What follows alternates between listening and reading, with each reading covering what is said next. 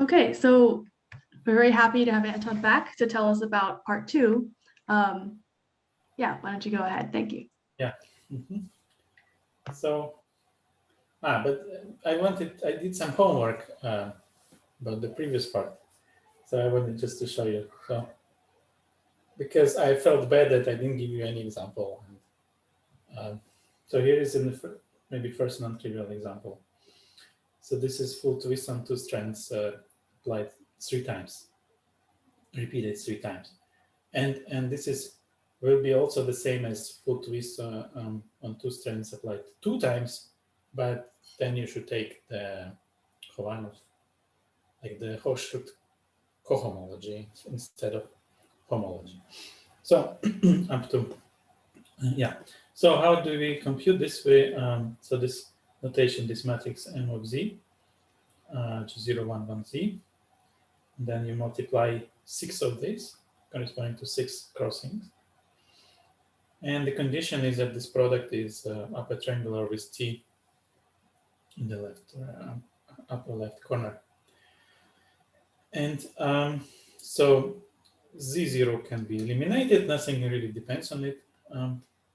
And then once you multiply this 5 matrices, I didn't multiply by hand, of course, I use a computer. And I got that this equation. Do you see my arrow? Yes. Yes, so we you do. get this equation. It's in 4 variables with T as a parameter. And Z5, there is also Z5, but it is determined from the rest. So Z5 is just a function of the rest. So, and then, so what else? So the C star action is given by this formula where you interchangeably multiply by lambda or by lambda inverse the z's. Yeah, and right. So this is the single equation. It's a 3-dimensional variety, but you have to divide by the C star action, which acts freely. Right. So you can introduce these variables A, B, C, which are invariant under the C star action. And then you see that this is A, this is B, this is C, and this is the product of A and C. So you rewrite it like this.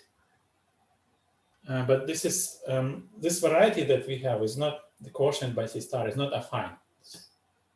It's a little bit more tricky, but you can at least understand. So using this, you can compute. So decompose, partition the variety into pieces. So there is a big cell, which when B is not equal to 0 and A plus 1 is not equal to 0, then C is completely determined from this equation. And then you can see that Z is also completely determined. There's no restrictions. And then once B is not equal to 0, then Z1 and Z4 must be invertible, and then you can reconstruct Z2 and Z3. Okay, so you get that this is C star times C star, 2-dimensional torus with coordinates B and A plus 1. Okay, and then if you consider special cases, you obtain three smaller cells which are all isomorphic to C. And then you can see how they are attached to this torus C star times C star, at which direct points at infinity somehow, right? So so it turns out that the result is that this variety is C star times C star blown up at 3 points. So in this non-compact geometry, it makes sense to blow up things which are outside, which are at infinity, and so you just temporarily make from the completion, which contains this point, for instance 0, 1, then you blow up, and then you remove back whatever can be removed. So so you get this C star times C star blown up at 3 points. Now let's consider blow up in just 1 point, 0, 1, say. The coordinates on C star times C star are x and y. This is the equation of the blow up. You introduce a new variable u, and then y becomes function of x and u. So you have this. This is a complement of hyperbola in C2. right? Because y must be invertible. And this is a picture. So this is x coordinate, this is y coordinate, and you blow up this, meaning you add all possible directions from this point to your torus. Right. So the symplectic form, on the C star times C star, it is a standard symplectic form. Dx over x dy over y. Now if you substitute y equals xu plus 1, you get this formula. So the form extends to the blow up. Okay. That's a symplectic form. Now the cohomology of this space looks as follows. Once you start with C star times C star, it has some H1, two-dimensional H1s, because there are two loops around the axis. Once you blow up, first time you blow up, you contract those one cycles. But once you blow up 2 times on the same axis, you receive a new 2 cycle, which is a cylinder. So it's around the y-axis cylinder, and then at the blow up points, you attach 2 disks. So it's really the boundary of the cylinder, topologically a sphere, right? And then, so this is a new cycle in the cohomology, and of course you still have H2 of the torus, which is generated by this simple torus wrapping around your axis. Right, and now we want to compute the monodromy. So we integrate the symplectic form. So H2 has 2 dimensions, but one, we don't care about one of them. So take the symplectic form and integrate it along these 2 cycles.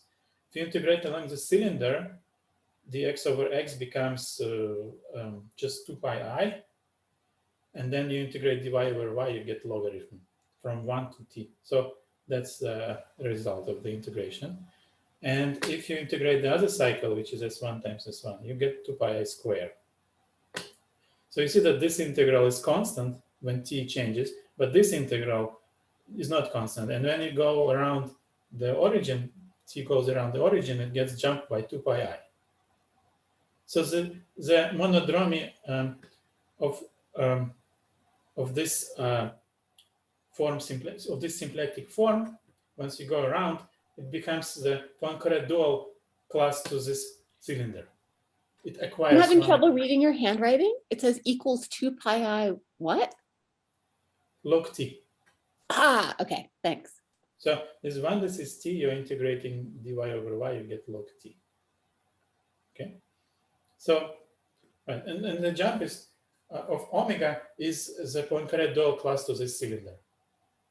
And the jump of the Poincare dual class of the cylinder is nothing because it's already integer class, it cannot change.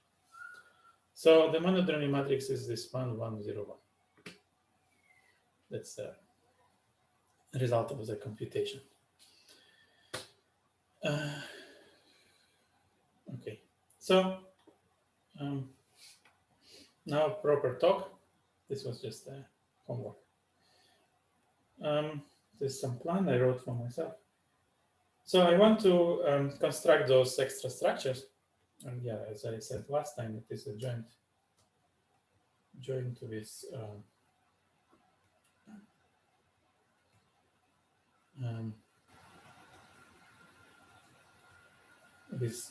Matt and Eugen. So first, I want to fix some A infinity homotopical algebra ideas. The prototype for this is prototype statement. Take for instance R to be the polynomials in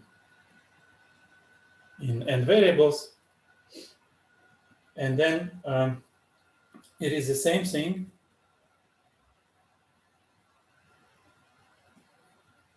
to consider the following 3 things. So one is you consider complexes of free R models. Let's say graded. Everything is good. So this is one thing. So to be precise, bounded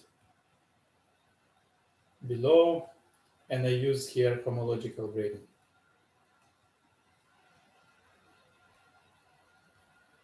Because, yeah, that's natural for projective resolutions. They grow in the homological direction.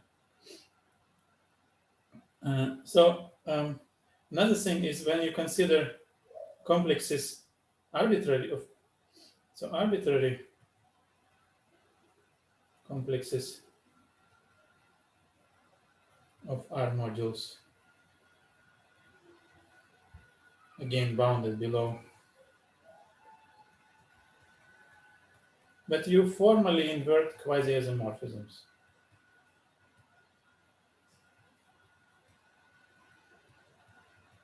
Yeah, so these are the maps.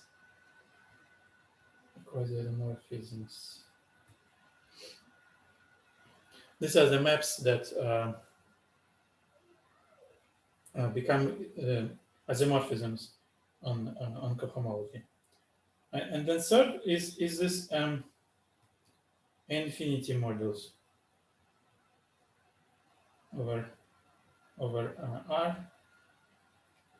So this infinity modules thing is just somehow the idea is to have some kind of new notion of morphisms, to extend the notion of morphisms so that quasi-isomorphisms have inverses, so that the inverses to quasi-isomorphisms become morphisms. Quasi-inverse of quasi-isomorphisms are morphisms. So that's the prototypical situation. But now you can do it over arbitrary over arbitrary DG algebra, say again bounded below. So this is we only care about free DG algebras. We don't really need well, sort of free over some free. Okay, so some kind of algebra where you like have some x, maybe some size, and then maybe dx is 0, dxi is x, something like this.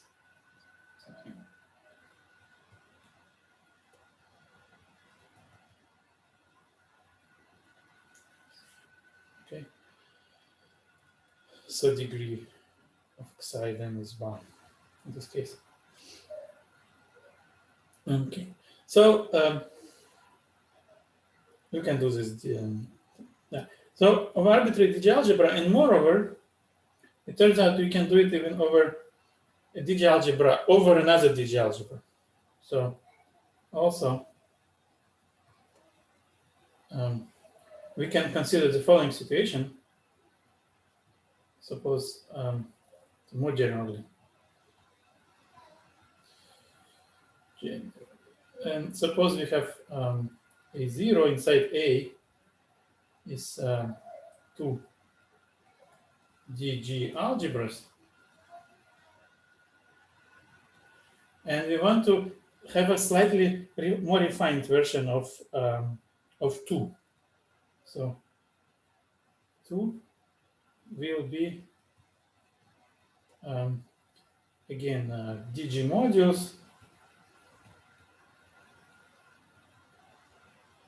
over A, but you invert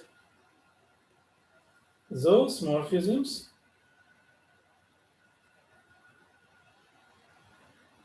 that are homotopy equivalences. when restricted to A0. Okay, so the previous case was when A0 is just K, because homotopy equivalence over a field is just the same as quasi-isomorphism. Everything over a field is equivalent to its cohomology. Homology. Yeah. So right, this will be 2. Then I didn't really work out the details about what is the infinity, and I don't talk about it. But there is one. In one, you should replace free by induced from A0. So you consider, so this are by definition twisted complexes of modules of the form when you take some module over A0 and you take then the product with A or so then it turns out the whole theory just works straight nicely. Okay, any questions for that? So the question, is a homotopy as A modules not a homotopy as A0 modules? That's right, but it's not true other way around. So sometimes you have a morphism which is homotopy equivalence over A0. That means that the inverse morphism is over A0 only, not over A, and everything is only over A0. Homotopy could be A0 linear, but not A linear. What does it?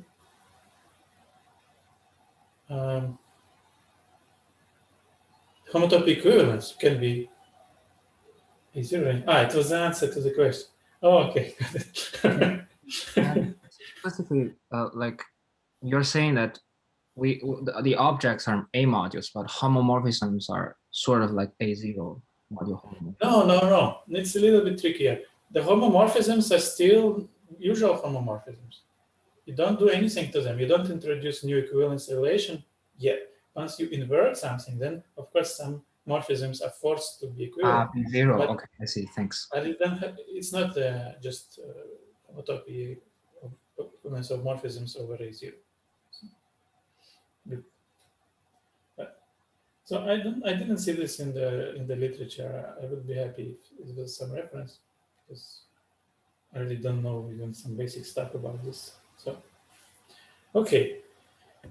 Besides what we wrote in the paper. Yeah, so we work with this setting, and it really is good to have both 1 and 2. Sometimes, for instance, 1 is very good for some theoretical things, like something, yeah, for theoretical, but to compute it's better to work with 2 because these modules are much smaller than their free resolutions usually. That's it. Okay, so now now I will our setup. So we have so this A0, it will be actually it won't be DG algebra. It will be a ring, and this is the ring of polynomials in n variables, and then another copy of the same thing, but you mod out by the symmetric functions in the variables are the same. So sigma f of x1 xn is f of x1 prime xn prime for all symmetric functions.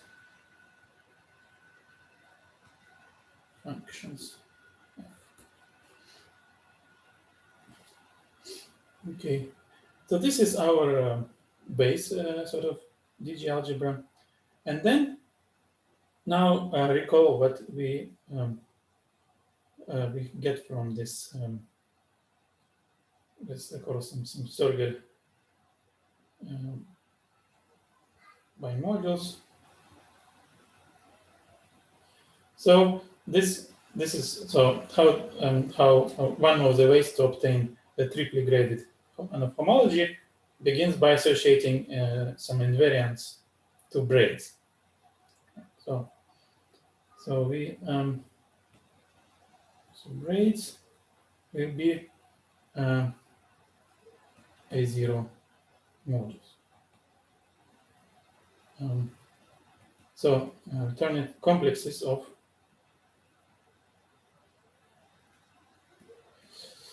a A0 module is nothing but a bimodule over the polynomial ring on which any symmetric function equals the same way as on the left and on the right.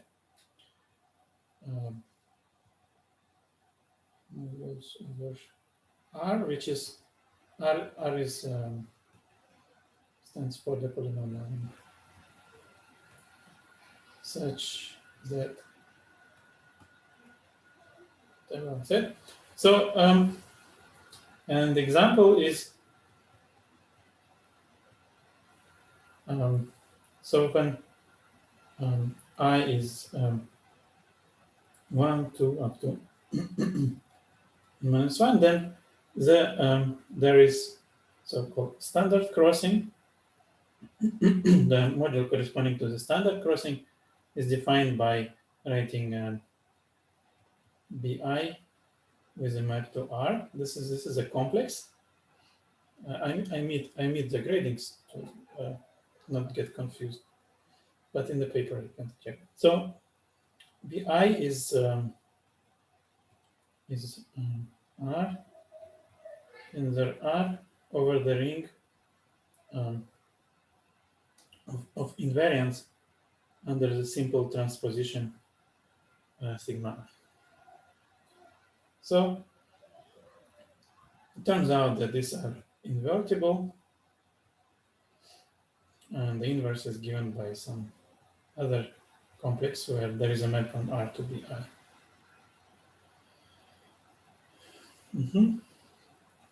So now the map, this construction works by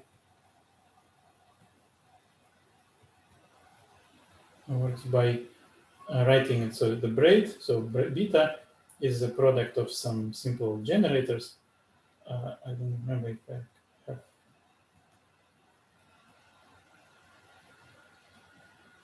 Like this, and these are generators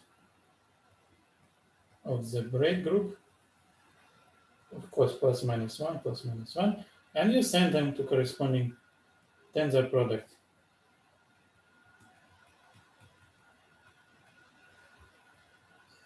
Tensor product of complexes.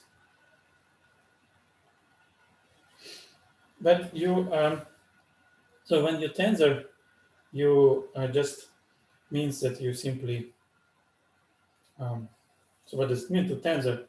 You imagine that this is your bimodule, complex of bimodules. And there are these variables sitting, the variables are associated to the strands, and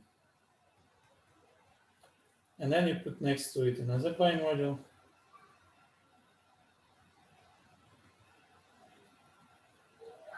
and then you can put variables like this, and you sort of identify the corresponding variables.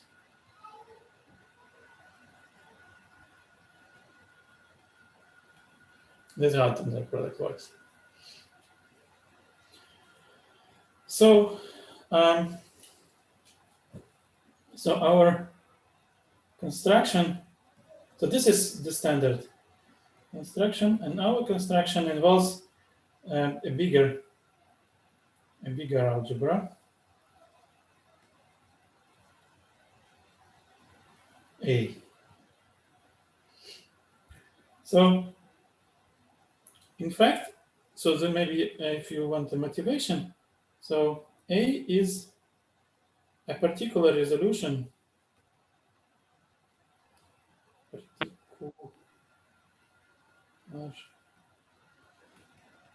solution of R over B over this B, which is A0.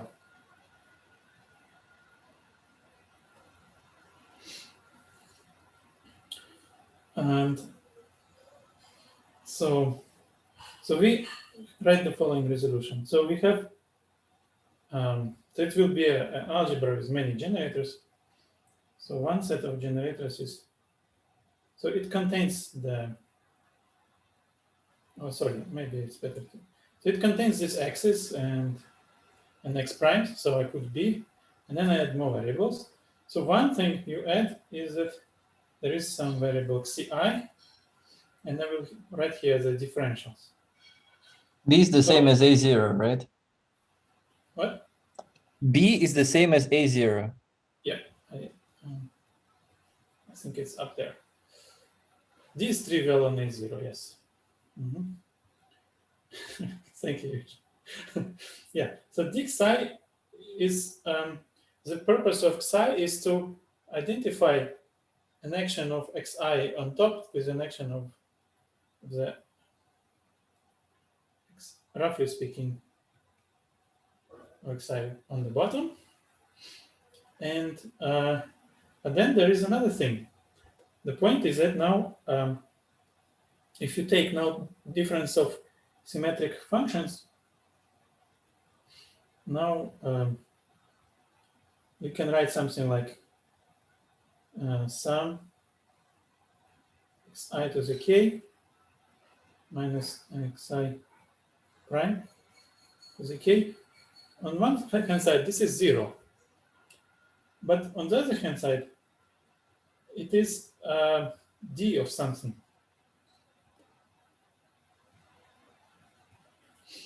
Right.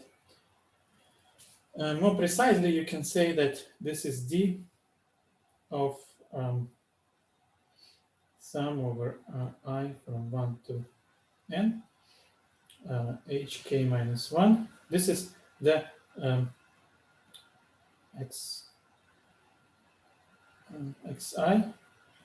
xi prime, xi I, right? If you, this is a complete homogeneous symmetric function. It's just a sum of monomials in xi and xi prime of degree k minus 1. And you know that if you now apply d, then psi becomes the difference of the variables. And then it gets to xi to the k minus xi prime to the k. So, so to obtain the resolution of R over B, we need to also kill this. And so this is some kind of observation, and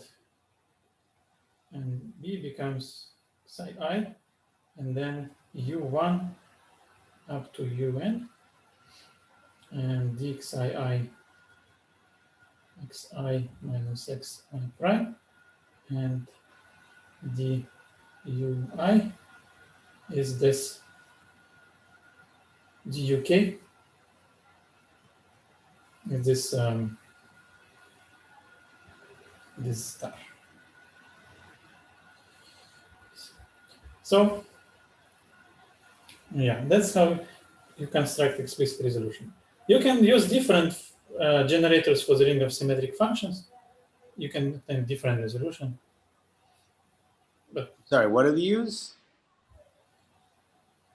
Use are new variables whose differential now kills this expression. So is a free variable whose differential is this star. duk is this.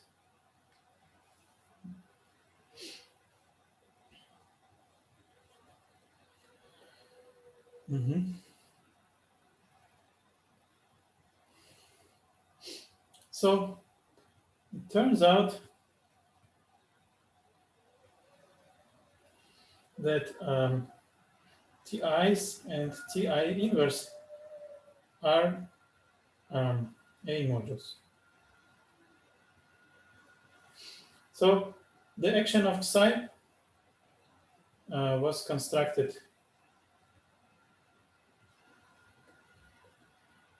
by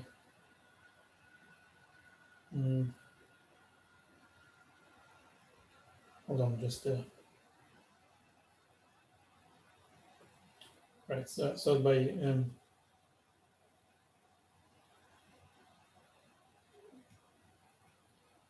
Matt and Eugen,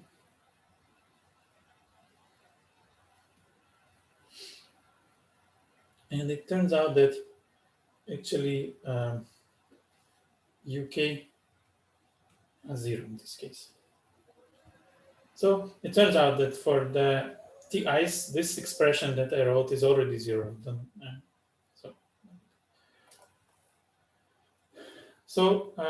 So then the question is how to tensor this together. So you may ask, why is it? It's very something not interesting when UK is 0, but UK become non-zero when we tensor.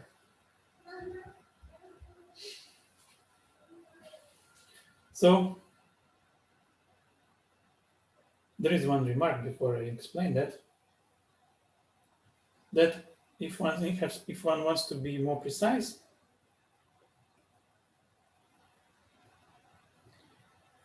if beta has permutation pi, then the xi's should act as xi's, but xi's prime act as x pi, I don't remember, pi I prime or pi inverse I prime. So in the picture, this is our braid. And for instance, there is some xi is coming here, and there is something happening, and then it reappears as xj prime.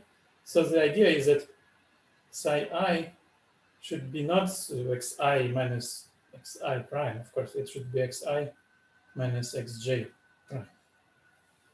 So that's the picture.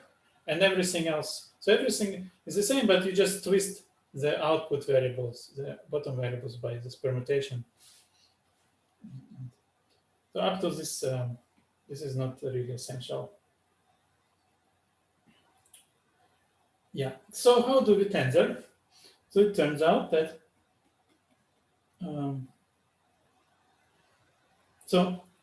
what's the scientific way to define this, to construct tensor product? So suppose M and N be this A modules. Then you can always take M tensor N over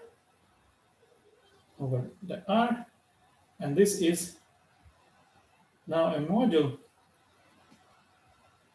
over some ring which is actually A tensor A over R. So now this ring has x's, x primes, and x double primes, and it has xi's and also xi primes, and it has u's and u primes. So we simply need homomorphism from A to A tensor A over R.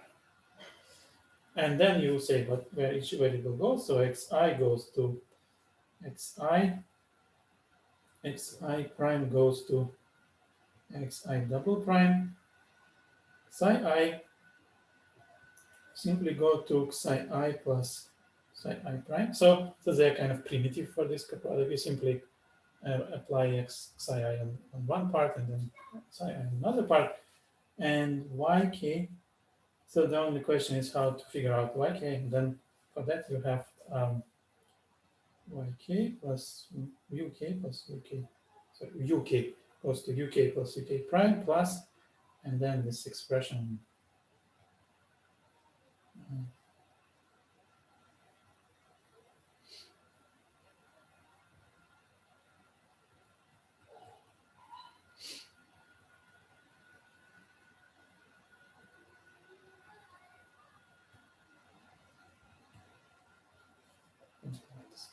So you just find some expression which has the correct differential.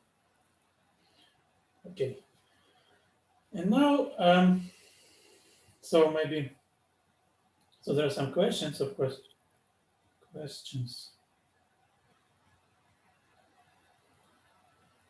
First is this associative?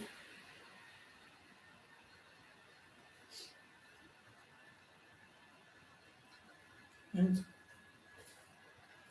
so proofs of all these questions are like, for some reason, come from nowhere. So they're just, so it turns out that this is actually is a homotopy equivalence.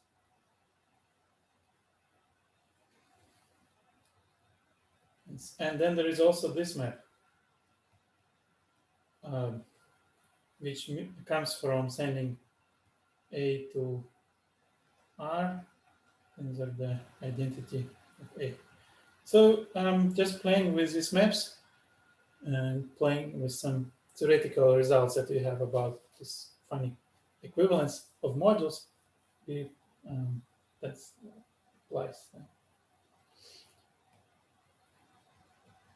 That's the statement.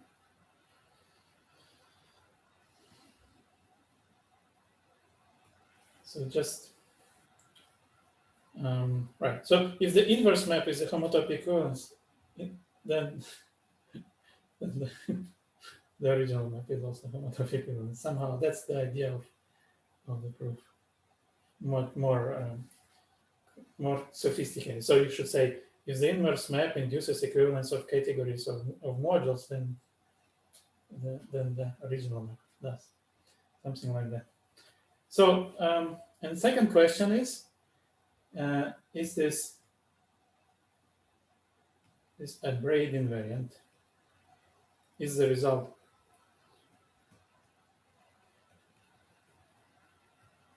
braid invariant? And for this, we so there are two ways to do that. One with by one way, you can check relations, which is a little bit painful. But here is advice: work with TI inverse, because they are DG algebras, and you can just instead of DG modules.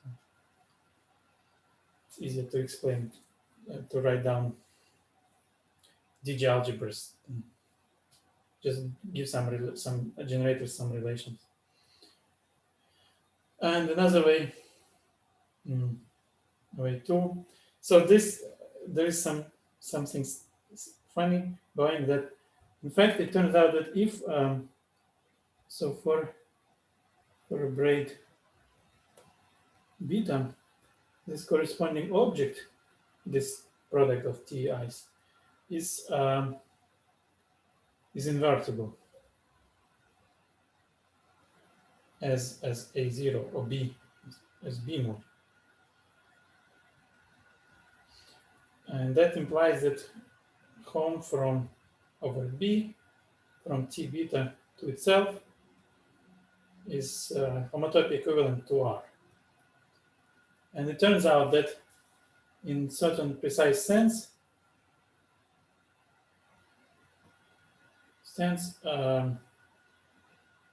A structures on the module M are classified by the following thing. You have H. You have to use this Hochschild homology, and then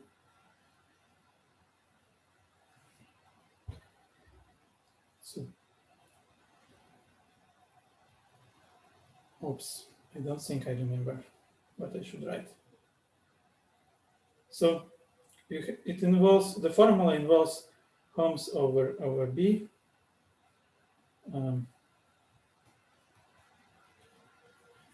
And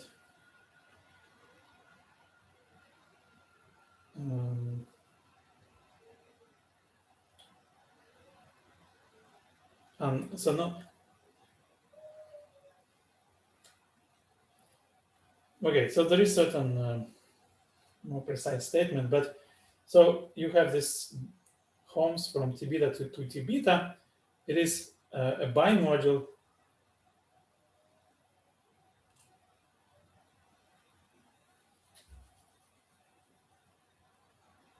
It's a bimodule over A, because if you have a home from T beta to T beta, then you can apply action of A on one after that or before, and somehow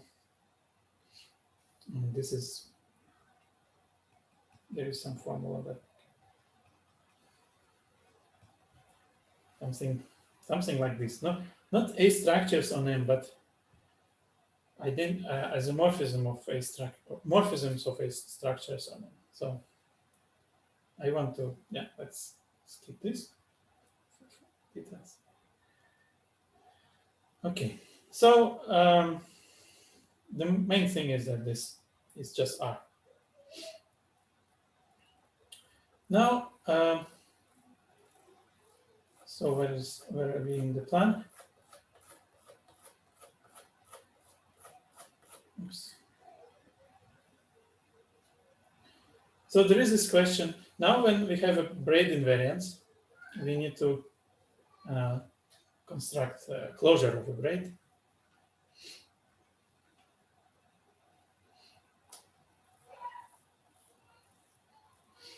So closing the braid.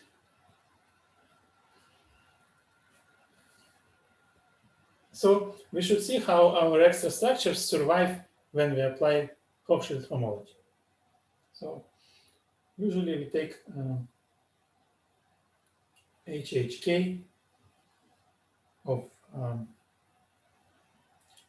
our complex T beta. Now, doing this, turns out that this is always a module over. So if T beta is a module over that algebra A, then when you pass to this Hochschild homology, the x's on one side and xi's on one side and x primes on another side become identified. So now this object will become a module of a different algebra, but basically it's just an algebra. So it's A modulo the relation that xi equals xi prime. So it is possible to write this algebra just like that. So you have now B becomes just R. Now size. So this is for, let's say, for a pure braid. Then you have size and you have UKs. And the differential is given by now psi I become closed, and the UK becomes well, there was this complete homogeneous symmetric function that becomes just K times xi is a K minus 1 xi. That's the algebra. So so we want to prove that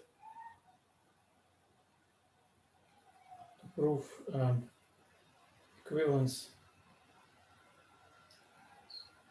under the first thing is that you have HHK of M under N, then HHK of this is the same as this, and here this works out.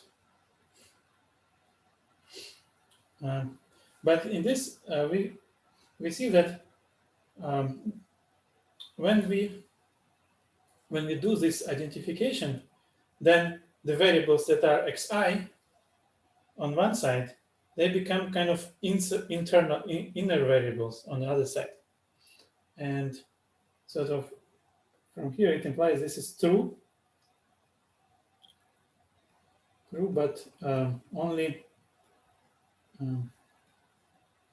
in the category of CA modulo K modulus.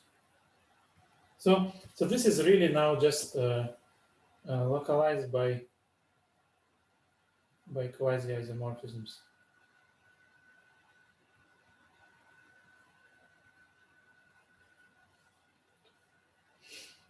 So, right. And the second thing is that we have to see what happens if we apply something like take a module on n-1 strands, you extend it by there is some extension, adding one constant strand, and then you times I, and we have to do it to relate it to the invariant of M. And here it turns out that we need two steps. So step one is it turned out that you should do some kind of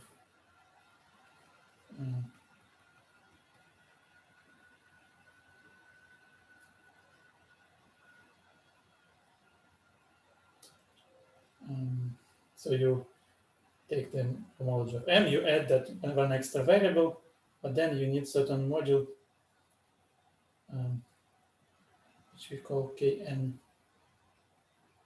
So our category contains certain modules. You know that if you have, what is this, Ka n plus 1, for instance, it is just R and R, and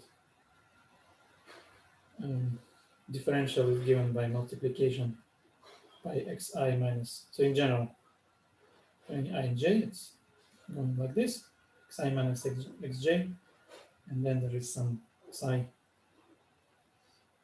I psi minus psi.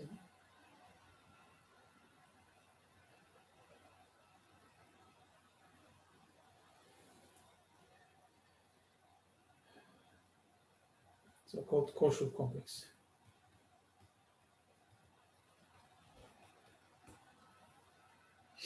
So this is somehow step one, involves playing with this, and then. Sorry, can I ask you, how does psi act on these R's? I'm sorry? Sorry, can I ask you how these psi acts on these R's? Because R's seem to be just the commutative algebra. Psi are these exterior variables. Yeah. Can I ask you how So act? this is just identity. So we want the xi I to be xi minus xj, and the xi xj to be xi minus j minus xi. So that's the, because we want the xi I equals xi xj. So this complex is twisted by the permutation that interchanges I and j. I see. Thanks. Okay. So the second step is now to so step two. So we need to relate now the CAN modules for different values of n.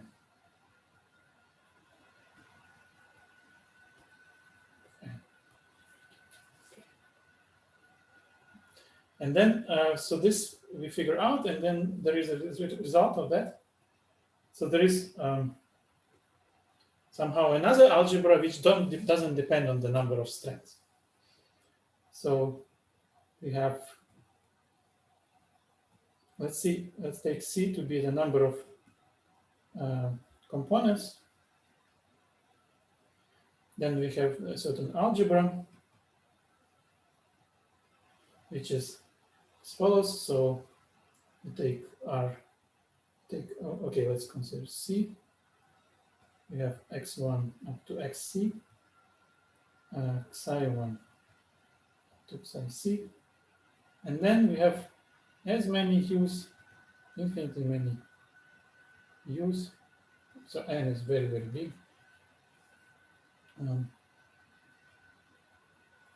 And it is this algebra.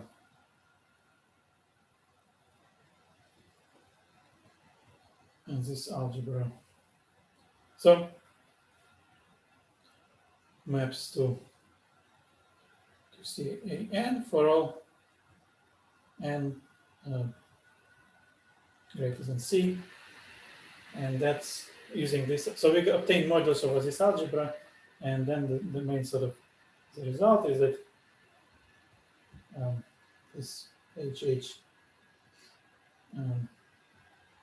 beta is a module over this algebra, which you denote AC infinity, AC infinity, canonic, so, and is invariant of L up to quasi, to this category of localization by quasi-isomorphisms. Quasi-isomorphisms. Okay. So that's the sort of the construction. Now, may I ask a quick question? Mhm. So first of all, when you said A infinity, you meant the infinite number of variables U, not the A infinity that says that associativity is up to homology. No, just infinitely many. This one is UN. So yeah, So when you first said A infinity, you meant this n being very large. that was in the beginning. It was really A infinity in the sense of associativity, in the sense what you were referring to. But you have not used it yet in this construction. So I'm not using it at all. I just mentioned it because it is another point of view which may be useful. And so second question, when you considered braids, how many U's did you have then? So as many as strands. But there is a canonical way to increase the n. That's the statement, which I'm not proving here. I'm sorry, so if you had initially 5 strands and the number of components could be, in the link could be, let's say 3, how would you bring in higher U's? So the construction gives you U1 up to U5. Yes. And then there is some way to write down U6, U7, and so as many as you want. And once you put all of them together, that result is invariant of the link. So the other ones would somehow act trivial. Yes, you can say that. Well, so they are Wouldn't say completely trivial. the action is completely determined by the action of U1 up to U5. So all the higher U's will be functions of smaller U's and x's and x's, basically. Mm-hmm. And the explicit formulas, like you have to differentiate power sums by power sums. Yeah. So now what do I want to do? Right. So now we want to understand the next step. Is there is this causal duality.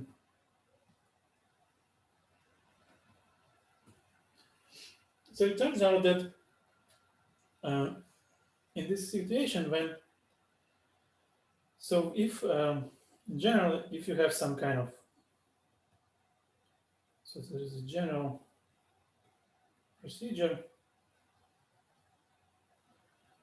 is when you have some algebra, A is given by some extension of A0 by some variables, I don't know, V1 up to Vm, and the differential of Vi is some linear combination of Vj's.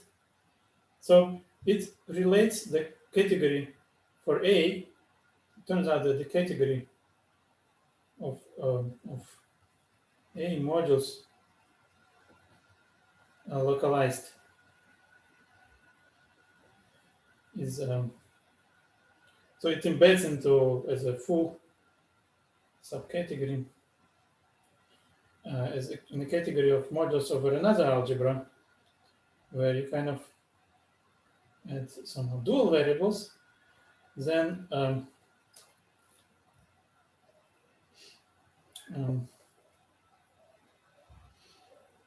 the matrix C becomes transposed and the differential becomes deformed. There is some constant terms. Differential is deformed using, I think, now I forgot how it works. Sea ice, is it true, Eugene? No.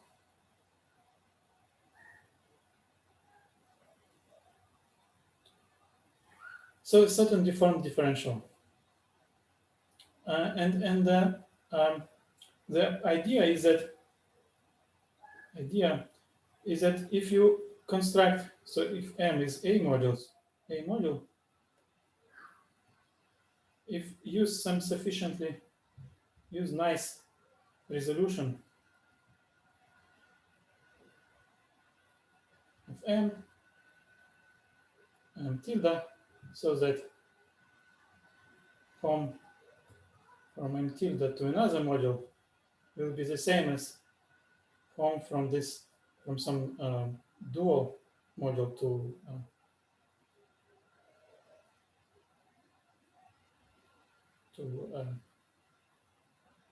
M to dual of N. Now over this other algebra, over the algebra. So that's the idea of Cauchy duality. If you have some nice resolutions, so it just becomes, it's just when you write it correctly, it becomes just obvious. But for instance, if you have polynomial algebra, you can resolve any module where resolution will look like use exterior algebra, will be parameterized by exterior algebra. And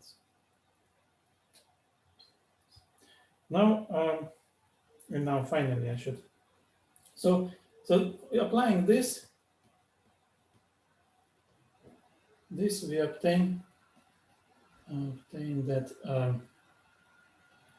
this HH of whatever is T beta, and then apply this Cauchy dual. So it's actually just T beta, where you have to add, sorry, HH of T beta, and then you add, as I will see, variables, and also these are even now, and these are like psi I star, and then you have V1, Vn, and these are odd,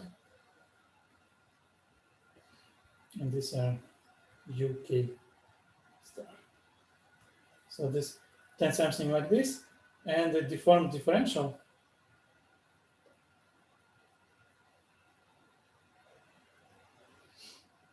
and this looks like original differential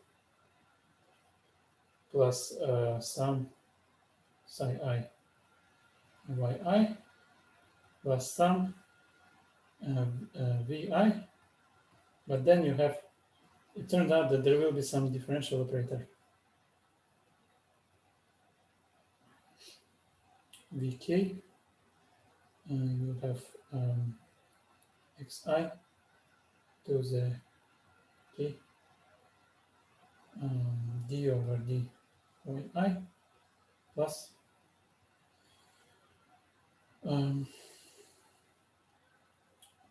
the u.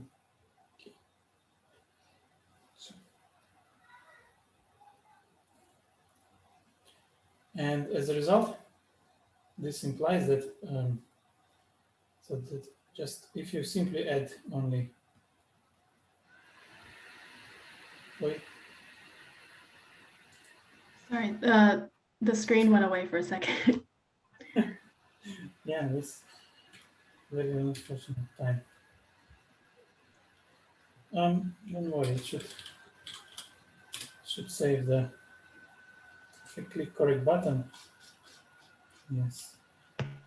And now,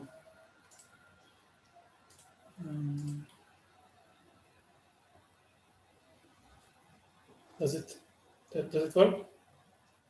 Yes, thank you. So I wanted to say that this one has action of operators. The canonical action of operators xi to the k d dy I plus y k. So basically this thing that if you have some map of modules which commutes with a deformed differential, it implies that if you undeform it, then respect these operators. And then we look at, so the final part is we take this we call fk. So we take f2, and there is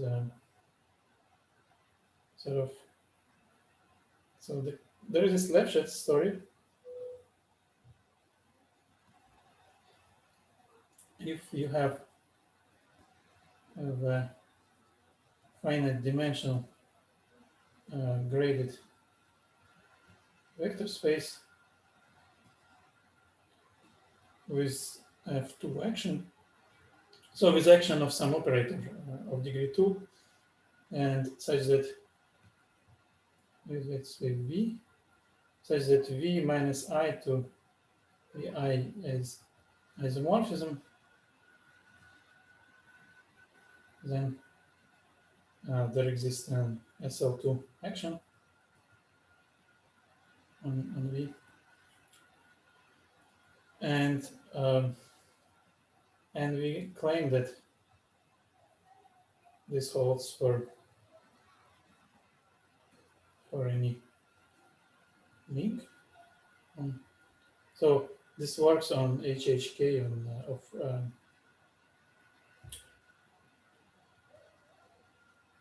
T beta y-ified.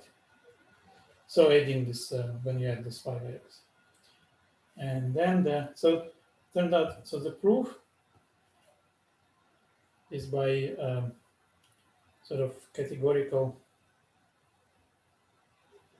scale relations,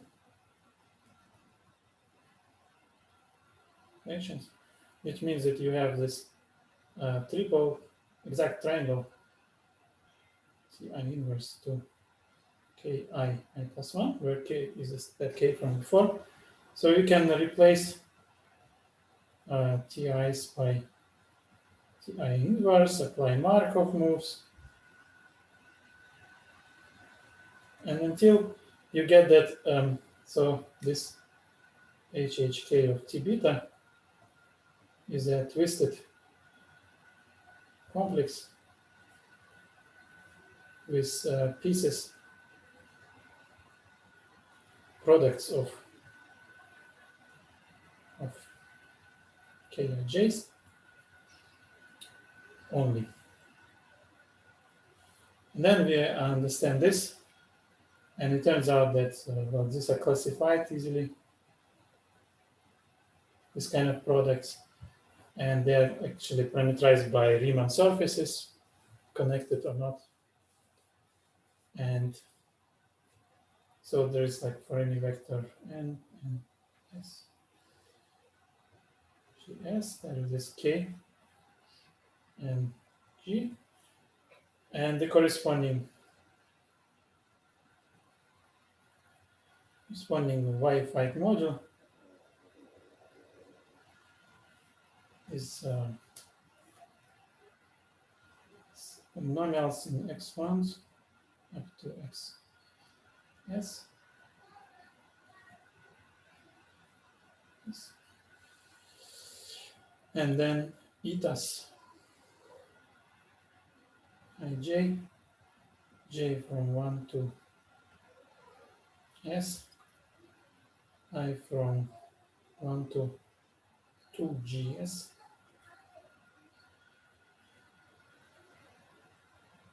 and this f2 is simply sum xi d over dyi, the sum of eta ij, eta I plus 1j, I even.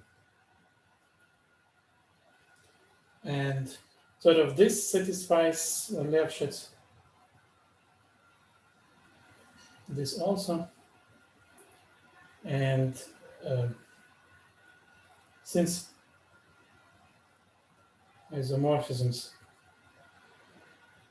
of 5 lemma, we conclude that decline. So, well,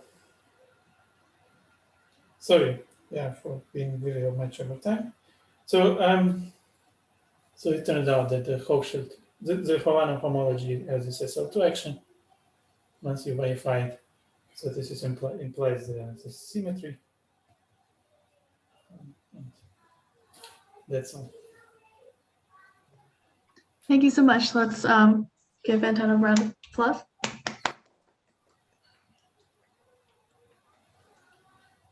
Okay, any questions? I have a question. Can you please move up a few lines where you were writing the differential after you pass to Kazul dual? Yeah, this is. Yes.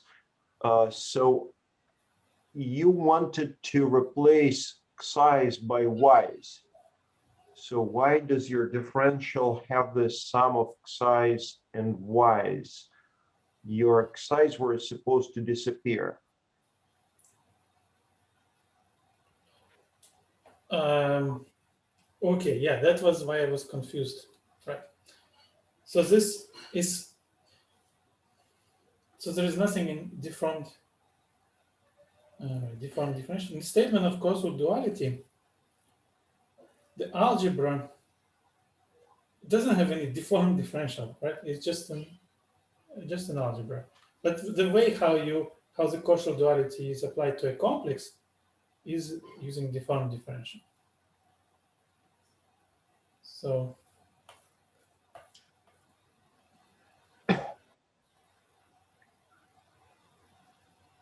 I'm not sure what's the meaning of xi's because you were supposed to get rid of them. exactly, you get rid of them, you forget them. So But xi's are in the morphisms of the original thing. So you have just like xi's act on T beta, they act on HH or whatever. And these are just endomorphisms, and you just reweight with. These two things, these two is deformed differential. The deformed differential on modules, okay? Differential. Okay. But you see, if you introduce this kind of thing, then you get a dyi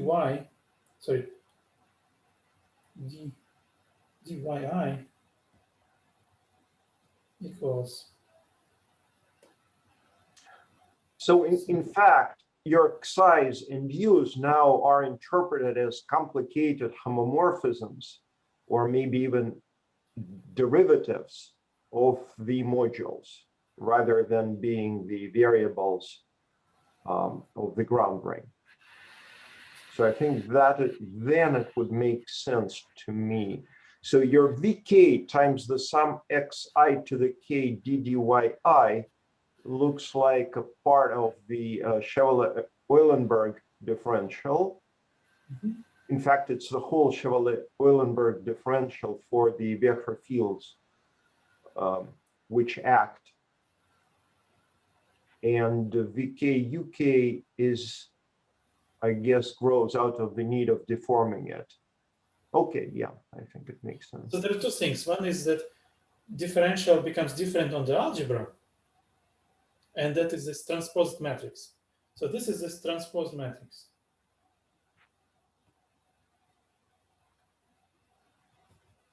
Before, differential of UK was a linear combination of psi I with coefficients, polynomials, and x. Now, differentials of y is a combination of vk. So that's the transposition of the matrix. And the differential in the module is like this. And this is important because the commutator of d is and yi is non-trivial anymore. D doesn't commute with yi because of this different d over dyi. So if you, right. But if you're interested only in the statement about like setting vk to 0, then you simply get action of these differential operators here.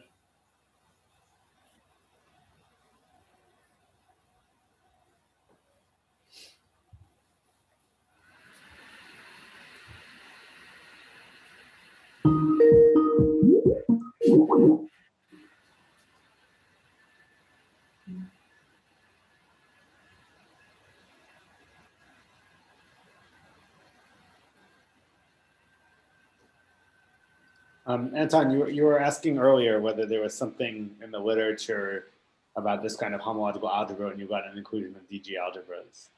Mm-hmm.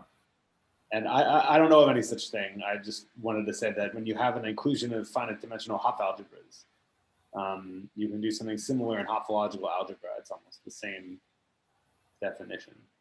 Of what? Algebras of Hopf? Finite dimensional Hopf algebras. So, I mean, there's this notion of Hypological algebra, which is a generalization of homological algebra. I mean, actually, no, I think this is the same. I don't know if this is the same. This might actually, your explanation might fall as a subclass of this. But if you've got an inclusion of finite dimensional Hopf algebras, you similarly get sort of a kind of homological algebra. So you're saying that homological algebra. What did you say? So homological algebra is a subclass of Hypological algebra. Hopological. Yes, this is a concept defined by Khovanov. Maybe the name is the name. Yeah, I forget if the name was due to him, but where homological algebra is associated with the Hopf algebra, K adjoin D mod D squared, which is a super Hopf algebra, a finite dimensional super Hopf algebra. And the DG algebra is just a module algebra over this Hopf algebra. Mm-hmm.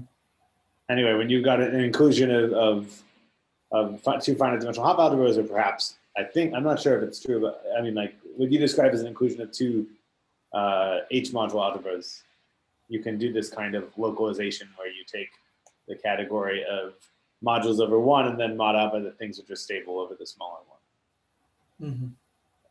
So I think it's a pretty general construction. So I certainly haven't been doing this for DG algebras, and certainly I don't know of anything in the literature, but I've been doing similar things for Hopf algebras, for finite dimensional Hopf algebras. Cool.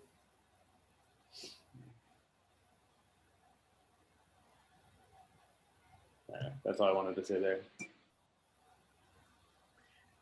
It seems like a good time to stop the recording. So let's thank Anton again, and then we'll keep talking. Thank you.